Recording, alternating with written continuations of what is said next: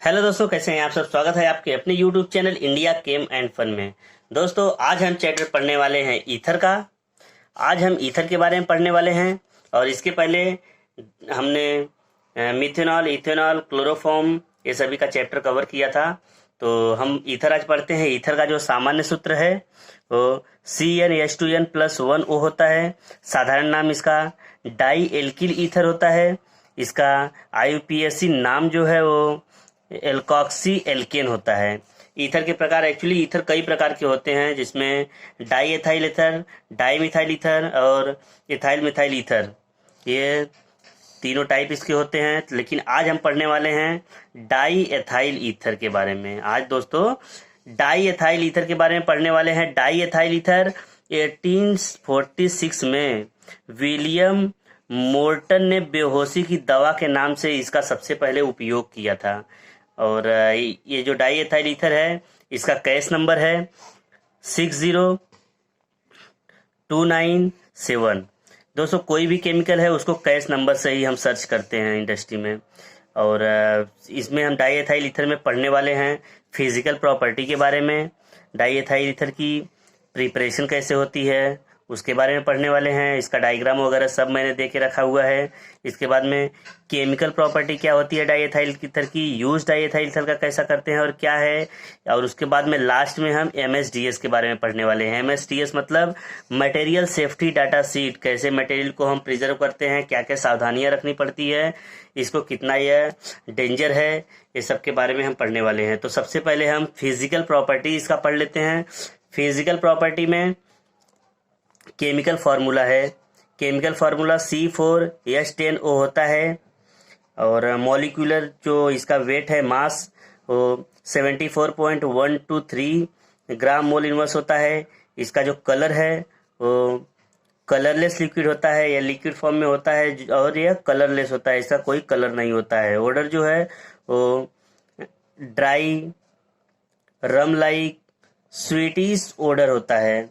इसके बाद इसकी जो डेंसिटी है, डेंसिटी 0.7134 ग्राम सेंटीमीटर क्यूब होती है। दोस्तों, पानी की जो डेंसिटी है वो 1 होती है। इसके बाद मेल्टिंग पॉइंट -116.3 डिग्री सेंटीग्रेड, या फिर अगर फॉरेनहाइट में बोलेंगे तो -177.3 डिग्री फॉरेनहाइट होता है। इसका बॉइलिंग पॉइंट जो होता है 74.6 डिग्री सेंटीग्रेड होता है। और फॉरेनहाइट में अगर बोलेंगे तो 94.3 डिग्री फॉरेनहाइट होता है।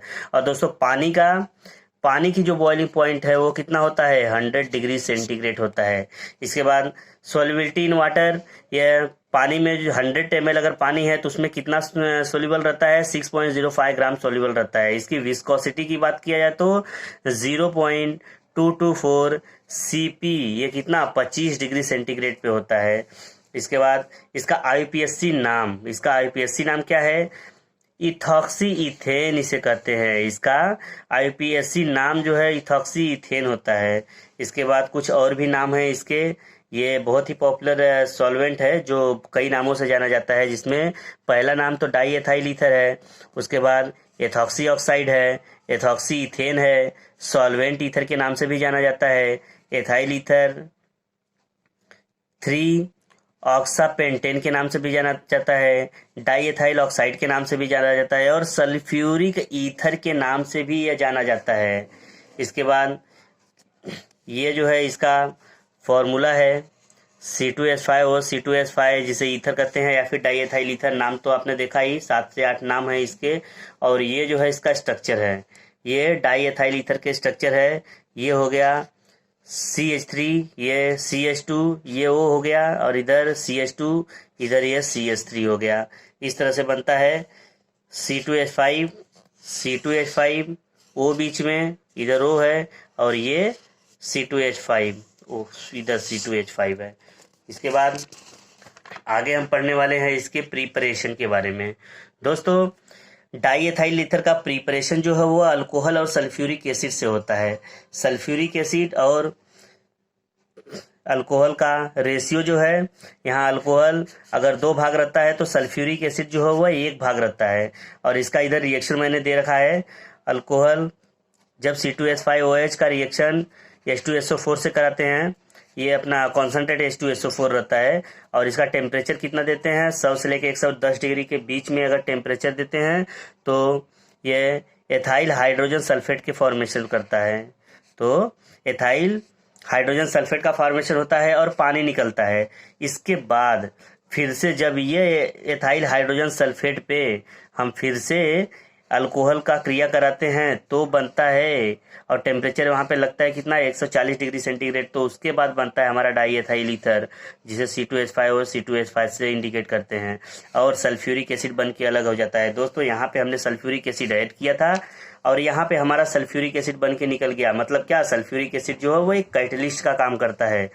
और इसकी अगर एक लाइन में अगर रिएक्शन दिखाया जाए अगर, तो 2C2H5OH प्लस H2SO4 अगर 100 से लेकर 140 डिग्री सेंटीग्रेड का टेम्परेचर देंगे तो बनता है हमारा डाई एथाइल ईथर। दोस्तों ये रिएक्शन 2 स्टेप में होने वाली है और ये है हमारा प्रयोगशाला विधि।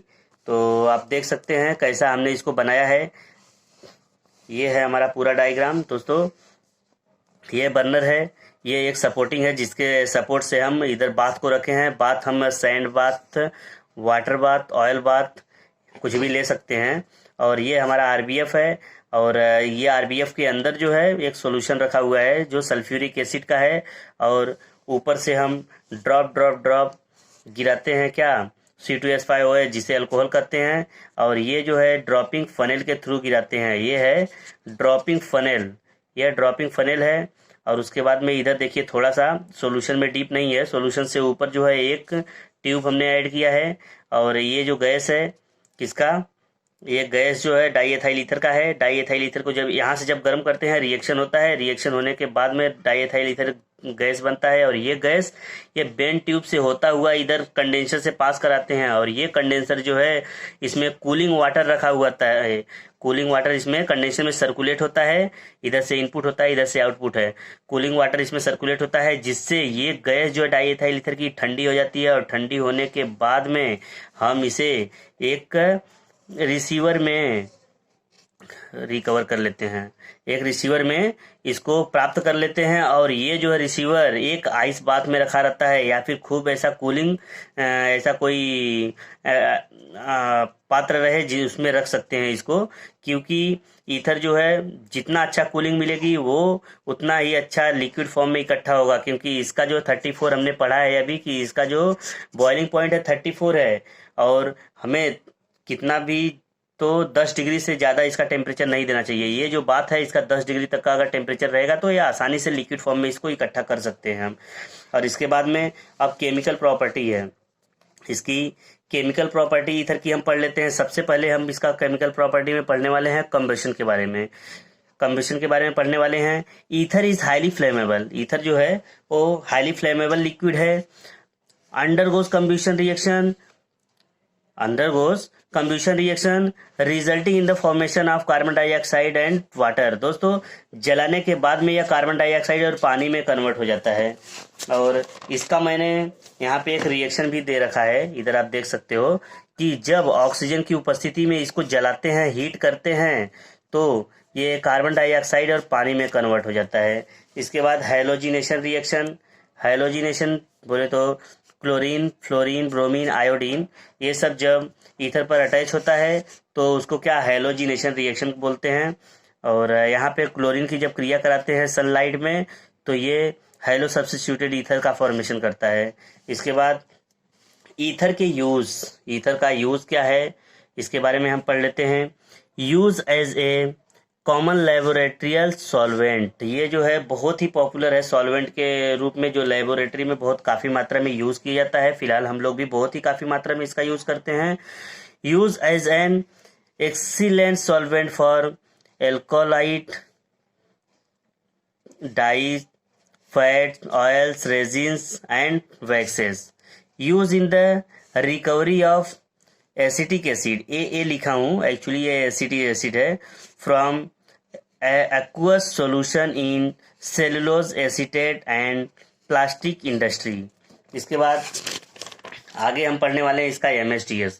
दोस्तों कोई भी केमिकल हो उसका MSDS जानना बहुत ही जरूरी होता है, क्योंकि कोई भी केमिकल है वो कितना डेंजर है, कैसा उसका यूज़ करते हैं, कैसे उसको स्टोर करते हैं, वो सब MSDS में बताता है। तो MSDS को हम जान लेते हैं हेल्थ इफेक्ट के बारे में। Hazardous in case of skin contact irritant, of eye contact irritant और इनहेलेशन। और इसके बाद स्किन कांटेक्ट पे अगर पड़ता है तो स्किन कांटेक्ट पे आने पे इसका क्या प्रॉब्लम होती है। In case of skin contact तो इससे बचेंगे कैसे, ये सब हम डिटेल इसमें दिए हैं। In case of contact immediately flush skin with plenty of water. दोस्तों अगर जब ये हमारे हाथ पे गिरता है तो तुरंत एक्चुअली ड्राई तो होता है, लेकिन वह वाइट कलर छोड़ देता है। इसको खूब अच्छी तरह से पानी से हमें धुल लेना चाहिए। उसके बाद इनहेलेशन के केस में क्या करना है, if inhaled remove to fresh air, if not breathing give artificial respiration, if breathing is difficult give oxygen. अगर सांस लेने में प्रॉब्लम है तो ऑक्सीजन लेना चाहिए, या ऑक्सीजन उस पेशेंट को देना चाहिए जिसने इसको इनहेल किया है।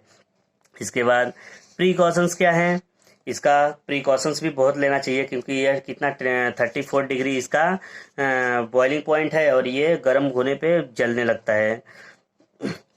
कीप अवे फ्रॉम हीट, अभी बताया आपको 34 डिग्री टेम्परेचर पे ये इवेपोरेट होता है, और ज़्यादा अगर हिलने डुलने पे गैस बहुत ज़्यादा फॉर्मेशन में आ जाएगा, टेम्परेचर थोड़ा ही मिलेगा इसको, इसलिए ब्लास्ट भी हो सकता है, ये एपरेटस फट भी सकता है।